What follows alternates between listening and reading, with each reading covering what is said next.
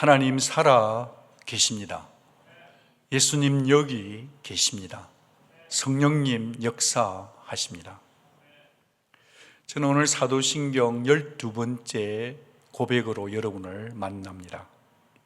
나는 내 몸의 부활과 영생을 믿습니다. 이 사도신경 마지막 고백에 우리가 이르렀는데요, 세월이 흐른 거죠. 그런데 이 마지막 고백은 두 가지 고백이 같이 만나 있습니다. 내 몸의 부활을 믿습니다. 나는 영생을 믿습니다. 이 두 가지 가슴 벅찬 고백은 바로 죄사함의 결과로 주어진 것입니다. 그러니까 죄사함으로 인해서, 죄사함을 통해서 우리가 받게 될 미래의 영광인 셈이죠.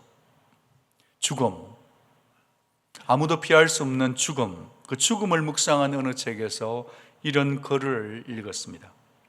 죽어가는 사람은 자신이 타고 올라간 사다리를 높이 끌어올린다. 무슨 말인가? 사람이 죽으면서 자신이 타고 올라간 사다리를 치워버리니 아래에서 보는 사람은 죽음을 엿볼 가능성이 없다는 것이다. 살아있는 사람은 사실 죽음이 무엇인지를 모른다. 죽음의 얼굴을 확실하게 본 사람이 없다. 그러나 인간이 죽음의 직면에 있다는 현실은 아무도 부정할 수가 없다. 우리는 숱하게 누군가의 장례를 지켜보지만 죽음 너머에 무엇이 기다리고 있는지는 모릅니다. 이 책의 저자 기독교 철학자는 죽음을 바라보는 동서양의 철학자들의 관점을 정리해줘요. 공자나 노자나 장자와 같은 동양의 철학자들은 죽음을 말이죠, 죽음을 자연스러운 현상으로 봤습니다. 아니, 하나의 해방으로 수용했습니다. 왜 그런가 하면 우리가 매여 있는 것에서부터 풀어주는 게 죽음이니 어찌 죽음을 기뻐하지 않겠는가, 거부하겠는가, 그런 거죠. 이와는 달리 서양의 철학자 소크라테스 같은 철학자도 관점이 꽤 비슷해요. 그는 이렇게 봅니다. 죽음을 반갑게 받아들여야 한다고 봅니다.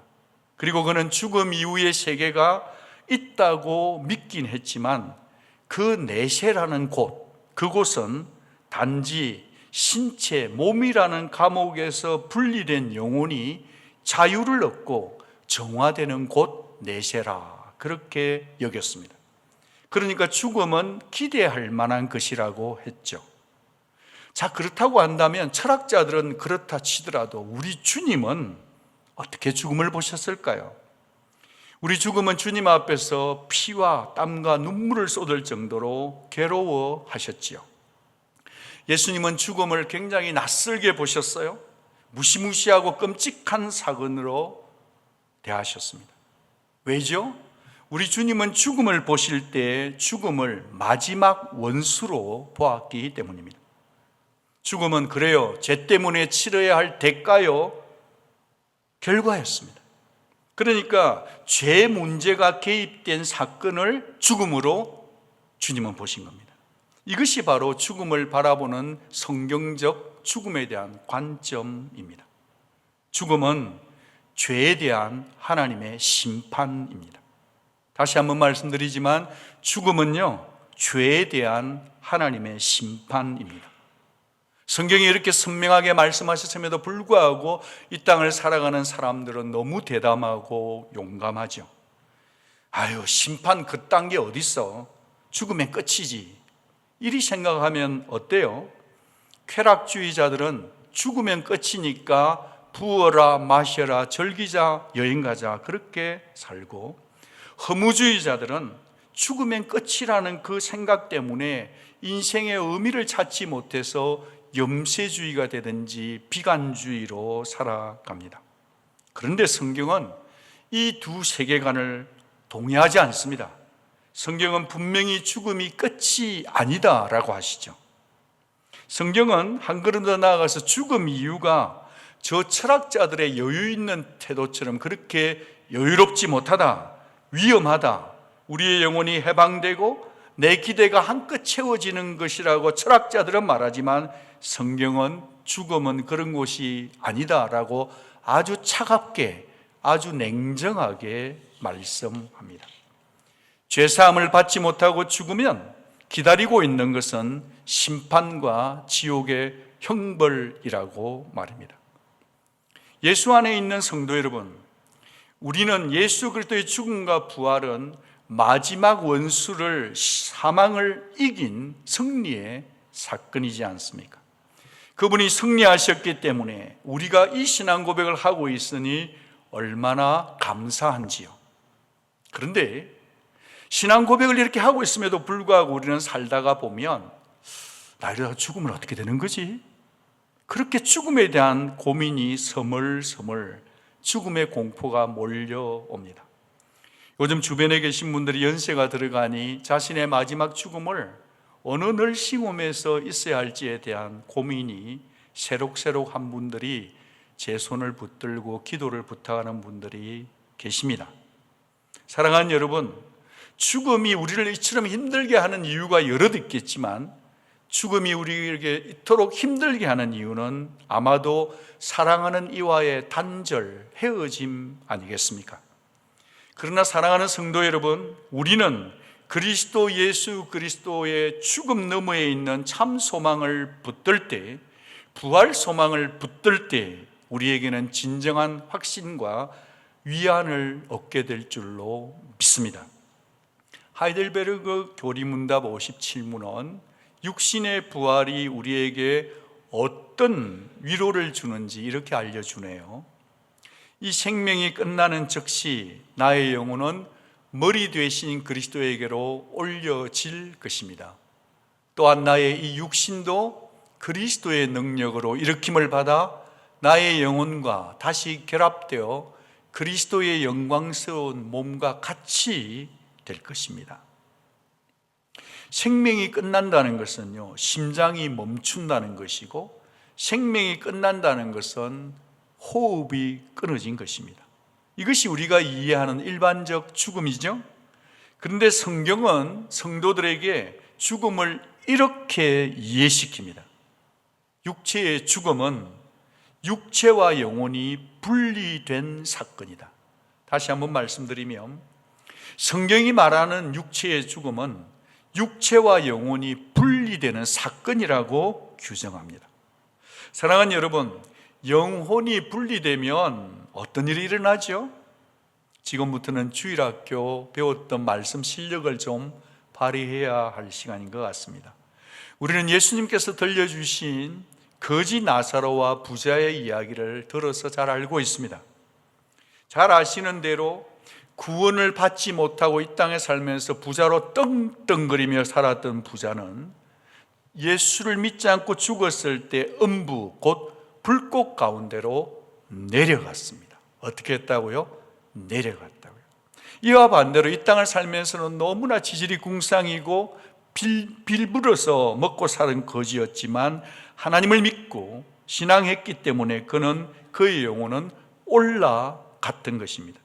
그리고 그가 구했던 것은 아브라함의 품이요 곧 하나님의 품에 있었던 것입니다. 성경 말씀이니까 아멘이시죠? 그래요. 하이델베르그 교리에서도 밝히듯이 말이죠, 구원받은 내 영혼은 머리 대신 그리스도와 연합이 되어 있는 거로 올라갑니다.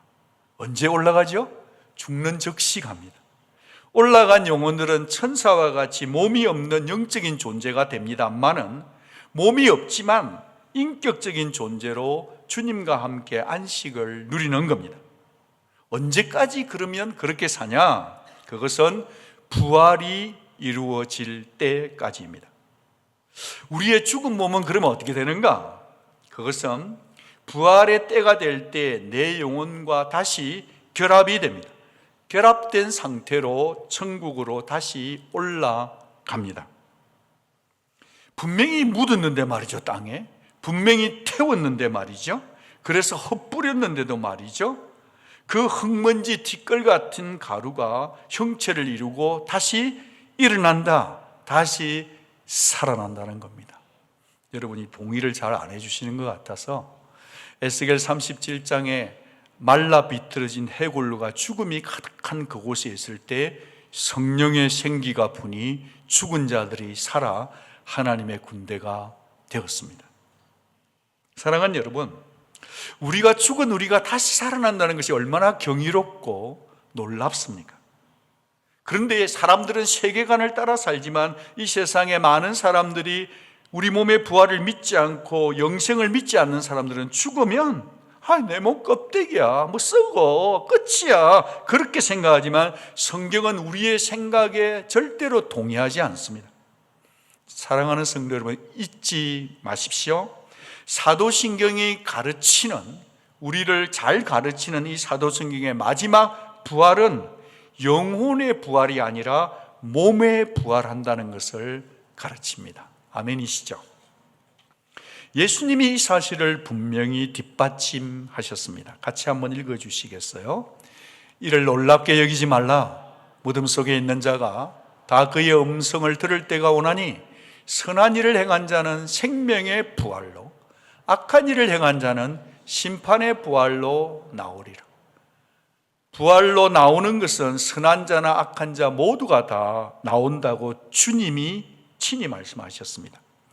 이 말씀을 전후 문맥으로 보면 선한 일은 세상 살면서 도덕적으로 윤리적으로 착하게 산다는 말이 아니에요. 예수 믿는 것이 선한 일입니다. 예수 믿는 사람이 부활합니다. 악한 일을 행한 사람은 예수님을 믿지 않는 사람입니다. 하나님의 관점에서 가장 악한 게 뭐냐? 그것은 우리를 죽기까지 사랑해서 십자가에 달려 죽으신 예수 그리스도를 믿지 않는 게 가장 악한 일입니다. 이것은 하나님의 말씀입니다. 자, 그럼 여기서 우리가 목사님 자꾸 부활 그러는데 그러면 부활하면 우리 몸은 어떤 몸이 돼요? 라고 궁금하지 않으십니까? 바울 사도는 고린도전서 15장에서 부활에 관한 다양한 인포메이션, 정보를 줍니다. 이미 우리가 읽은 이 앞구절에서도 식물의 씨앗을 예로 들었습니다. 씨앗이 땅에 묻히면 씨앗을 감싸고 있는 껍질이 먼저 손상되어서 썩습니다. 껍질이 썩어줘야 그 속에 있는 생명이 발화되는 거죠. 이것이 바로 죽어야만 사는 자연계의 원리 아닙니까? 사람이 하도 이해를 안 하고 설득당하지 않으니까 하나님께서는 자연계의 모든 이치 만물을 통해 씨앗들을 통해서도 우리를 설득하시는 거죠. 죽어야 산단다. 이렇게 다양한 씨앗이 땅에 묻혀서 각각 다른 형체로 나타난단 말이에요. 그러니까 우리 몸도 죽으면 그것이 끝이 아니라 이전과 다른 생명의 부활체로 일어납니다. 고린도전서 15장 44절, 죽은 자의 부활도 그와 같으니 육의 몸으로 심고 신령한 몸으로 다시 살아난단다. 여러분, 여기 심는다고 하는 의미 뭘까요? 여기 심는다는 것은 더 이상 기대할 바가 없으니 묻어버린다, 매장한다는 거예요.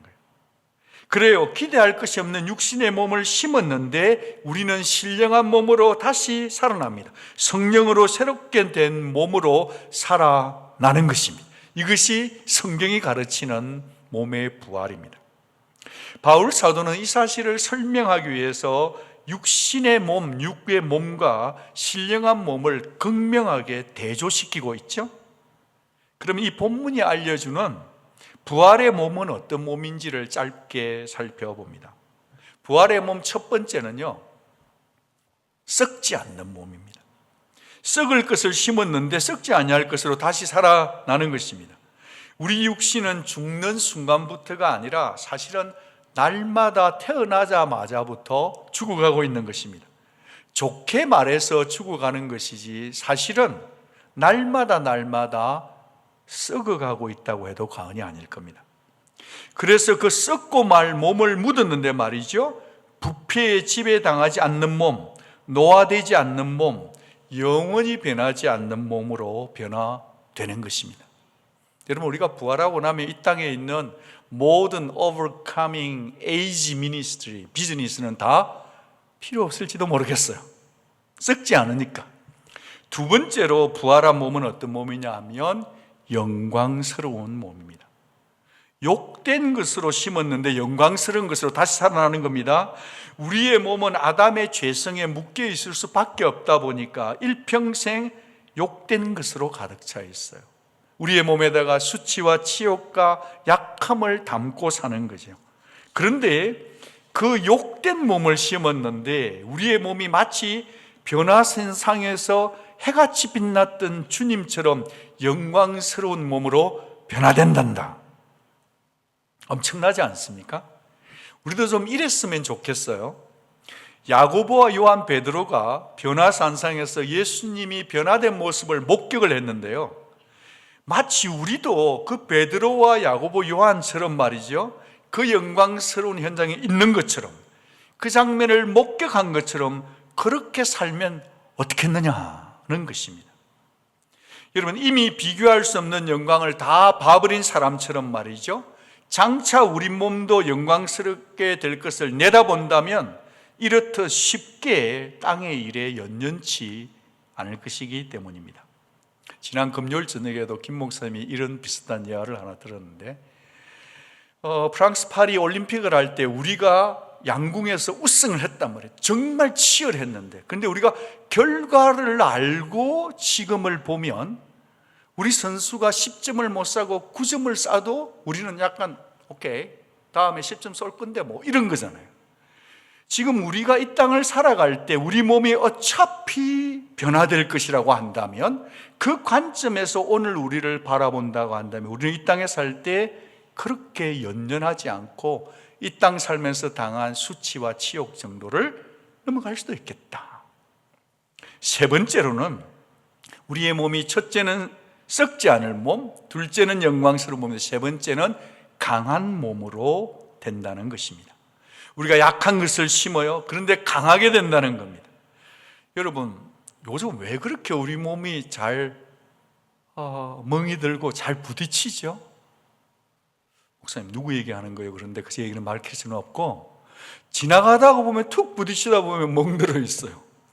참 사람의 몸이 흙집으로 된 게 맞나 봐요.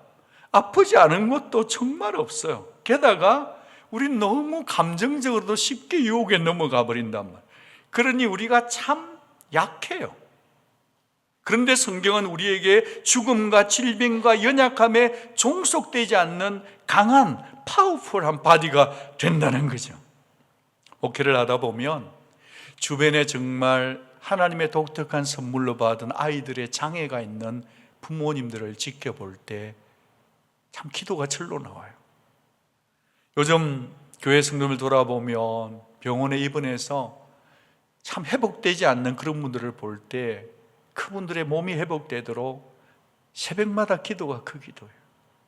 또 누군가는 누군가의 장기를 받아야만, 도너를 받아야만 수술이라도 할 수 있기 때문에 누군가의 장기를 도너받기 위해서 기다리고 있는 그 답답함과 기다림은 얼마나 우리를 버겁게 합니까?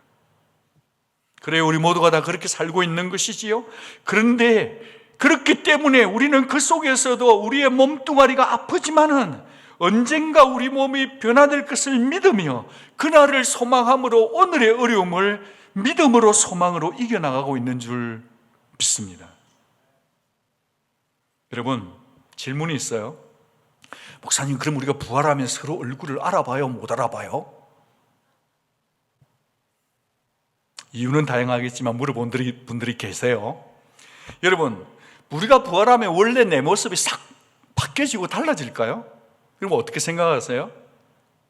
성경에서 보면 제자들이 예수님이 죽고 부활하시고 난 다음에 그 얼굴을 알아봤나요? 못 알아봤나요? 알아봤단 말이에요. 그 말은 무슨 말이죠? 우리 주님이 고난받기 전의 얼굴과 부활하시고 난 얼굴이 같은 동일한 아이덴티티 얼굴을 가지셨다는 거죠. 물론 좀 더 나은 몸이긴 하겠지만 말입니다. 실제로 동일한 몸이었다, same body였다는 거예요. 게다가 같은 얼굴이 돼야만 우리가 서로 알아볼 거 아니에요. 여러분, 우리 주님은 부활 예수님을 손으로 만져볼 수 있었어요, 없었어요? 있었어요. 부활하신 예수님이 빵과 물고기를 드셨어요, 드시지 않았어요? 드셨어요. 몸이 있으니까 우리도 먹는 즐거움이 풍성하지 않겠습니까? 어느 분이 농담 삼아 그래요. 목사님, 나는 여기 오래 살래요. 천국 가면 먹을 게 없잖아. 여기는 맛있는 집이 얼마나 많고 며칠 전에 맛집 하나 발견했거든. 그래서 그분에게 변론하고 싶습니다.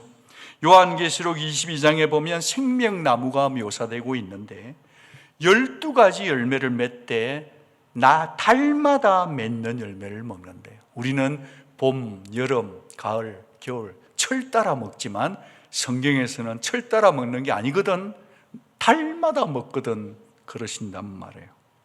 사랑하는 여러분, 저는 문자에 갇혀서 천국 가면 달마다 뭘 먹는다고 그렇게 단어에 문자에 갇힌 자는 아닙니다. 이거는 뭘 말하는 걸까요? 이 땅에서도 먹고 사는 것도 많을지라도 천국에 가면 생명나무의 그 실과들이 너무 많을 거다. 천국의 뷔페이는 세상의 어떤 좋은 뷔페이보다 더 풍성하다. 우리는 그 열매를 먹으면서 감탄하며 감격하며 살아갈 것입니다. 동시에 예수님은 시공간을 초월해서 사셨어요. 부활체죠. 벽을 뚫고 나타나시기도 하고 사라지시기도 하고 그러셨잖아요. 질적으로 완전 다른 초자연적 몸이 된다는 겁니다. 그런데 놀랍게도 말이죠, 놀랍게도 사도 요한은 우리도 그렇게 될 것이라 했습니다. 같이 한번 읽어봐 주시겠어요? 그가 나타나시면 우리가 그와 같을 줄을 아는 것은 그의 참모습 그대로 볼 것이기 때문이다. 그러니까 우리도 예수님의 부활하신 그 몸처럼 우리 몸도 부활한 몸, 신비한 몸이 될 거라는 겁니다. 여기서 제가 더 디테일하게 얘기하면 실수할 수 있습니다. 우리가 장래 모습 그 디테일을 100% 아는 신학자도 성경학자도 목회자도 없습니다. 다만 우리는 영광스러운 그 주님을 만나게 될 때 신령한 몸으로 얼굴과 얼굴을 맞대고 볼 것이라는 것을 믿는 거죠. 우리가 신령한 몸이 된다는 것입니다. 서로를 보면서 얼마나 감격할까요? 여러분, 요즘 아직 가을이 오지 않았는데 부모님이 보고 싶을 때는 혹시 없습니까? 가을에만 어머니 생각이 나는 게 아니고 살다가 보면 하늘나라 가신 어머니가 보고 싶을 때가 있어요. 그런데 우리가 그 어머니를 만나지 못하고 서로 알아보지 못한다고 한다면 천국에 어떤 의미가 있을까요? 사랑하는 여러분, 우리는 이런 생각을 하면 살면 얼마나 좋을까요? 신앙을 지키고 앞서간 믿음의 선배와 우리 부모님들을 천국에서 다시 만날 수 있다는 그 꿈, 그 영광스럽게 변화될 우리의 몸을 상상하는 것만으로도 이 땅에 우리가 사라질 것들에게 마음을 빼앗기지 않을 거다. 영광스러운 형체로 변하는 이 부활 소망보다 더 큰 소망은 없습니다. 왜냐하면요, 다 냅두고 가거든요. 그런 거로 저와 여러분이 이 부활한다는 소망을, 내 몸의 부활 소망을 콱 붙들고 살아가시기를 축복합니다. 그래야만 오늘의 낙심과 오늘의 절망을 이길 수 있거든요. 그래야만 죽음 앞에서 기죽지 않고 살 수 있기 때문입니다. 여러분, 우리는 그렇게 신령한 몸으로 영생을 누릴 것입니다. 영생은 사도신경에서 성령 하나님의 마지막 사역입니다. 오직 성령 하나님만이 참 생명의 수여자입니다.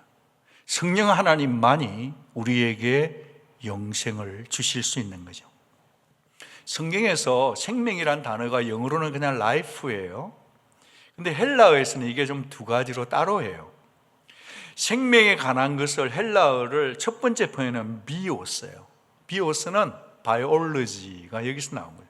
두 번째는 조에라는 생명인데, 이 조에라는 생명은 성령이 거듭나게 한 생명이고 예수 그리스도의 생명이에요. 그래서 성경에서 영생이라고 하는 파워포인트를 보시면 그 이터널 라이프는 조에라는 성령님이 주신, 예수가 주신 생명과 아이오니오스라고 하는 헬라어가 만났으니까 영원한 생명이 되는 것입니다. 여러분, 우리가 영생할 줄로 믿습니다. 근데 영생에 대한 오해를 한두 가지 풀었으면요, 영생에 대한 오해를 좀 풀고 가고 싶습니다. 첫째는, 우리가 영생을 오해하는 것 중에 하나는 영생은 시간의 연장이 아니다라는 겁니다. 많은 사람들이 영생을 시간의 연장 정도로만 생각하는데 그게 아니에요.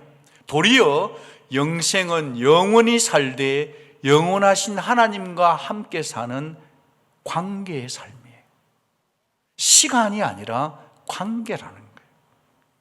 여러분, 영원히 산다 하니까 막연하게 그냥 오래오래 시간의 연장으로만 이해해서는 안 됩니다.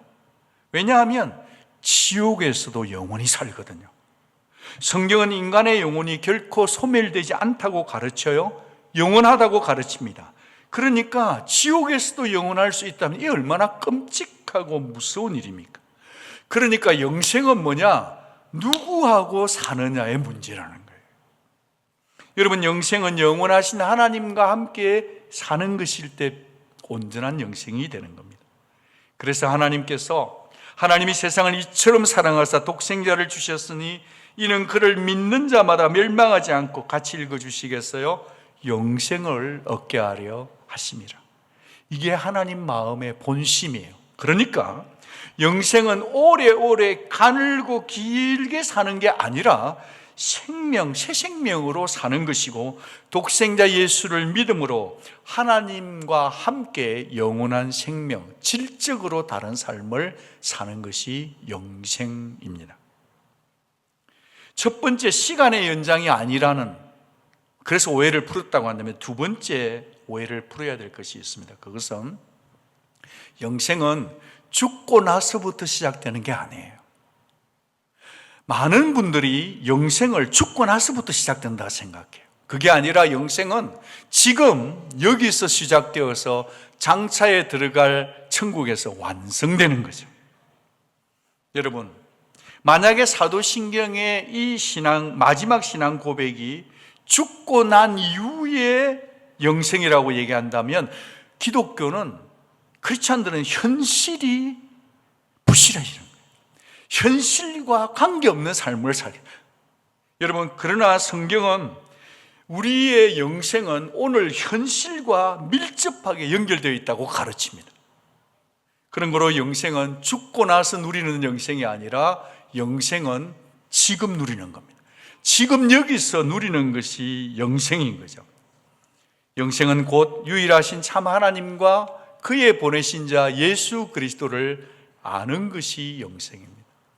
여러분, 요한복음 17장 3절 말씀을 자주 곱씹어서 묵상하시기 바랍니다. 방금 나온 크라시앙 빵처럼 한 겹 한 겹 아침에도 점심에도 저녁에도 이 말씀을 묵상해 보시면 좋습니다. 안다는 게 뭘까요? 안다는 것은 단순히 머리로 안다는 게 아니에요. 안다는 것은 그분과 연합되는 것입니다. 그분과 풍성하게 교제하고 사는 코이노니아가 아는 것입니다. 주께서 이런 약속하셨으니 같이 한번 읽어보시겠어요? 도둑이 오는 것은 도둑질하고 죽이고 멸망시키는 것뿐이요, 내가 온 것은 양으로 생명 조애를 얻게 하고 더 풍성하게 얻게 하려 합니다. 주님이 이 땅에 오신 이유는 우리에게 영생을 주고 abundant life, 그 풍성한 삶도 같이 주신 것이거든요. 아멘이시죠?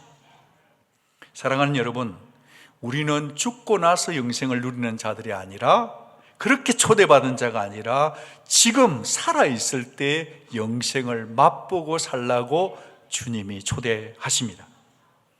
하이델베르그 요리문답에 이런 글이 있어요. 우리의 생명이 끝나면 행복 끝, 불행 시작. 세상적인 가치관이죠. 그게 아니에요. 또한 불행 끝, 행복 시작도 아닙니다. 같이 읽어주세요.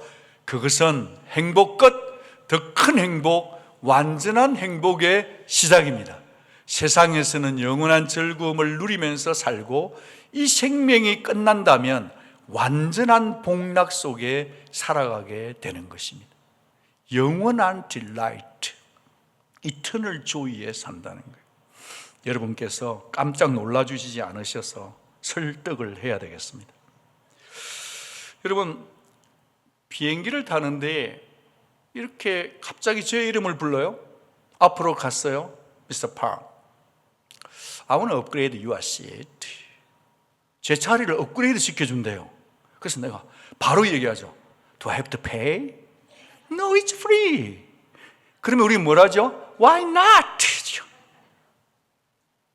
여러분, 인생을 타라고 우리가 다 이제 오늘 찬양처럼 하늘나라 가기 위해서 갈 건데, 여러분이 이 세상 살고 살아갈 때 하나님은 여러분의 인생의 시트를, 삶의 자리를 업그레이드 시켜주게 하시고 더 업그레이드 시켜주려 하시는 분인 걸 믿으시기 바랍니다. 페이해야 되느냐? No way. It's free. 선물인 것입니다. 이것이 이 땅을 살아가는 성도가 하나님이 나를 향한 생각을 먹고 마시고 믿는 거죠. 혹시 여러분 어린아이를 기르다가 보면 엄마 말 잘 듣게 하려고 하면 아이스크림 끝부분을 혀에다가 탁 대어주면 얘가 어떻게 하죠? 그래서 그 아이스크림 전체를 다 얼마나 맛있는지를 상상하는 거잖아요. 사실은 우리가 이 땅에 살고 있는 우리들 가운데 그렇게 기뻐할 일이 별로 없어요. 슬퍼요, 아파요, 힘들어요, 죽을 것 같아요. 그런데 하나님께서 천국은 뭐냐? 천국은 다 보여줄 수는 없지만 너희들이 살 때 믿음 안에 살아가는 있어. 아이스크림을 살짝 혀끝에 대어놓고 얘들아 천국을 오면 말이야 이거는 맛보기야 하는 것인 줄로 믿으시기 바랍니다. 그래서 사도 바울은 이렇게 고린도 성도들에게 가르칩니다. 하나님이 자기를 사랑하는 자들을 위하여 예비하신 모든 것은 눈으로 보지 못하고 귀로도 듣지 못했고 사람의 마음으로 생각하지도 못하였다 함과 같으니라.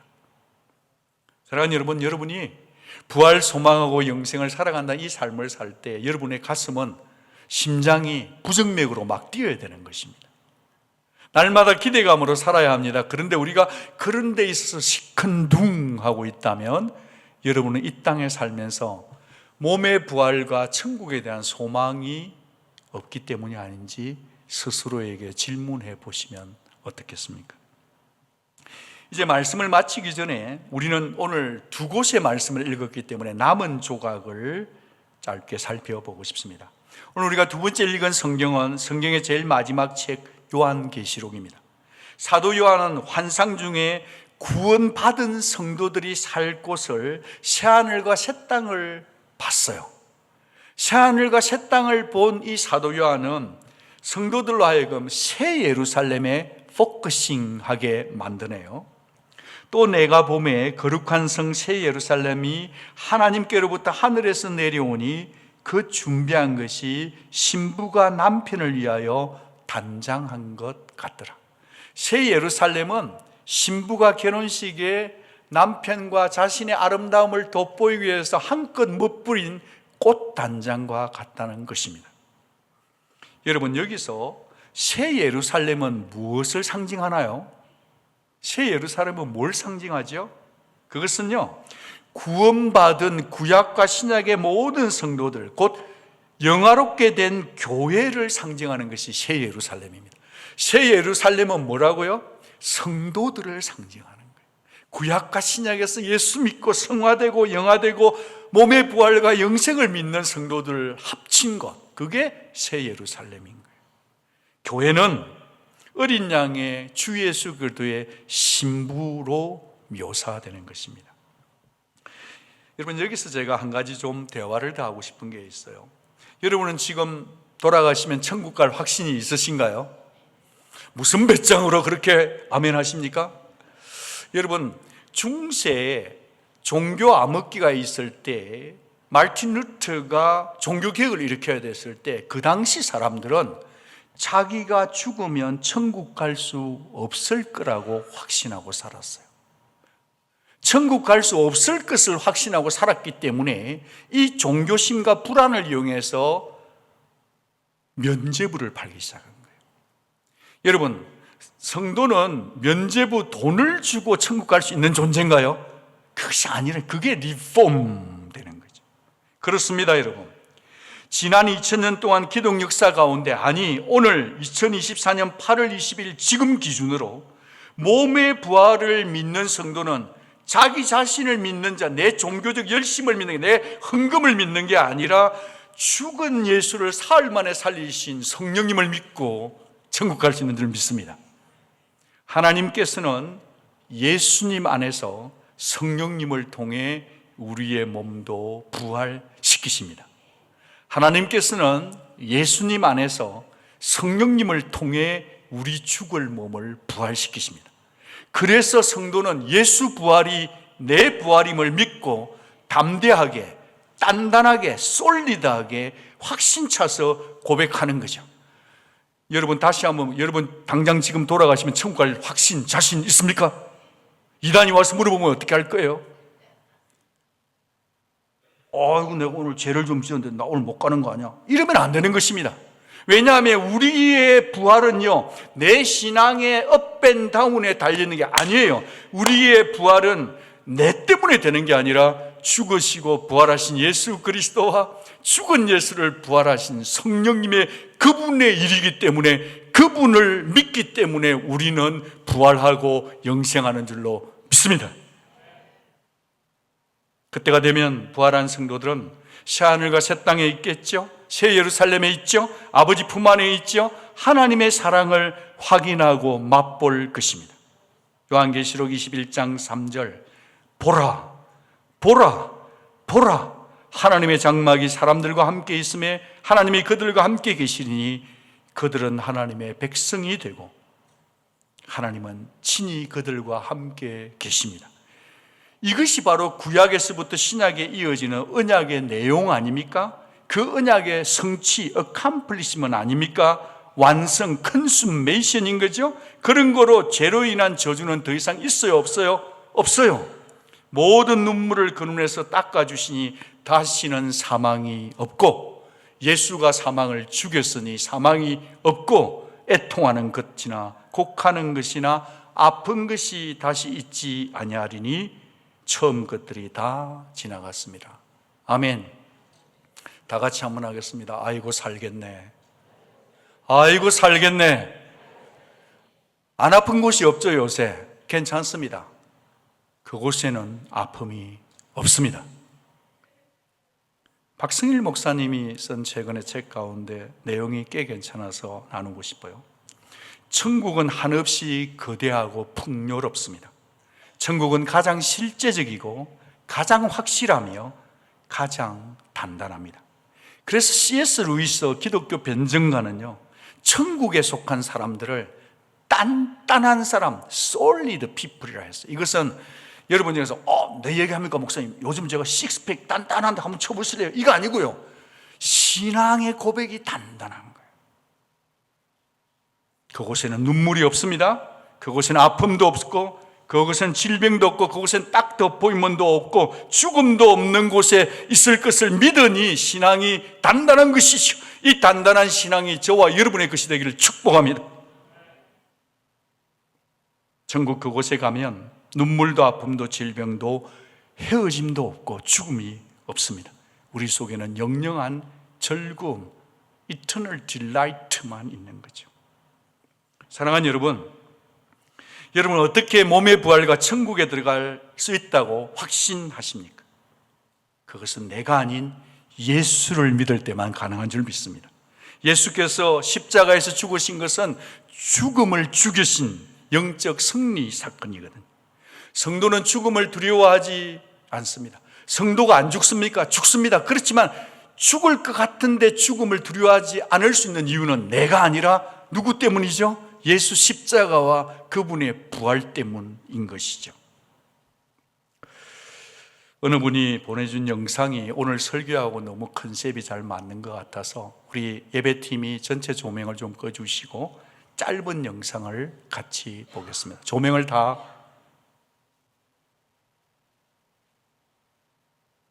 Now this is beautiful. Hey, can you tell me what your address is? What my address is? I don't know. Okay. What color shirt did you have on yesterday? I don't know. What'd you have for lunch today? Food. Good food. All right. So who is Linda? Do you know Linda?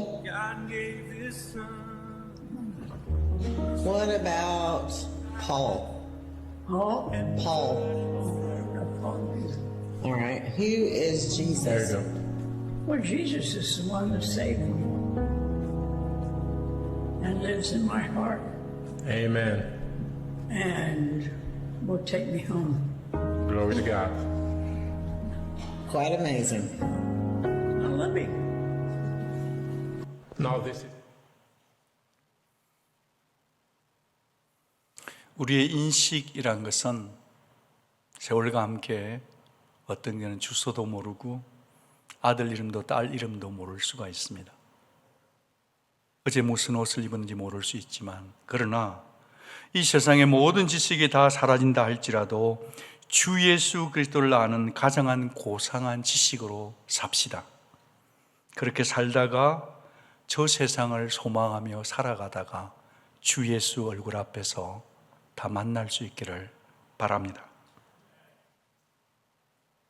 고린도전서 15장은 부활장인데 그 결론이 이렇습니다. 그러므로 내 사랑하는 형제들아, 견실하며 흔들리지 말고 항상 주의 일에 더욱 힘쓰는 자들이 되라.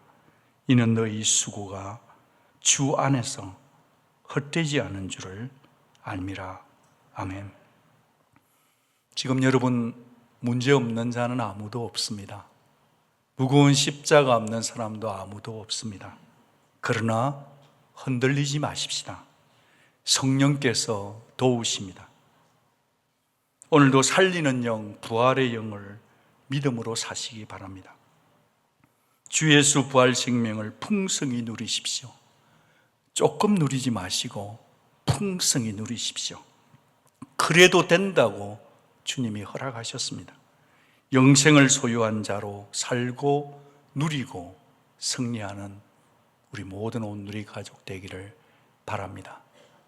같이 기도하겠습니다.